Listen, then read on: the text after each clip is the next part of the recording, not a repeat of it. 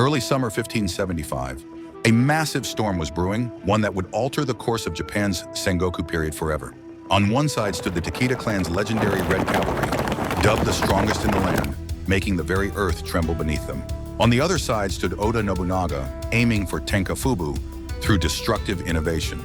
A massive army of 15,000 led by Takeda Katsuyori, successor to Takeda Shingen, besieged Nagashino Castle, a strategic stronghold of the Tokugawa clan. Only 500 soldiers remained inside the castle. Just as the shadow of death loomed over the castle walls, the combined forces of Nobunaga and Ieyasu, 38,000 strong, appeared on the Shitaragahara plains. Yet Nobunaga did not rush to save the castle. Instead, he was quietly designing a hunting ground. Upon arriving at the battlefield, the Oda army's first move was not drawing their swords. Instead, they drove thousands of wooden stakes into the muddy ground, erecting a bizarre fence line. It was the Mabushaku, a barrier designed to neutralize the devastating charge of the Takeda cavalry. And behind those fences, an unprecedented force for its time, emerged 3,000 matchlock muskets. Matchlocks are useless in the rain and take too long to reload. Survive just one volley and victory is ours. At Takeda Katsuyori's command, the elite Akazonai cavalry, which had dominated the Sengoku period, charged forward. The dust kicked up by thousands of horsemen in crimson armor surged toward the Oda defensive line, like a massive bloody wave.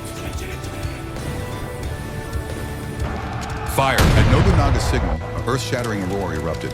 As one row fired, the next stepped forward, while the row behind reloaded gunpowder, the legendary three-volley fire tactic. Through the relentless smoke of gunpowder, the myth of the Takeda clan was brutally shattered. The cavalry, once believed to be invincible, collapsed onto the cold, muddy ground without breaching a single step of the wooden barricades.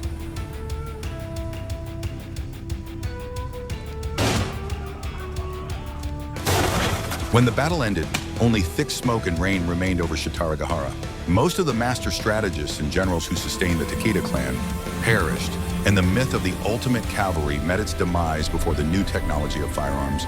It was a brutal testament announcing that the era of swords and spears had passed, and the age of guns and firepower had arrived. Matchlocks and cavalry. It was more than a clash of weapons, it was a turning point in history where tradition collided with innovation.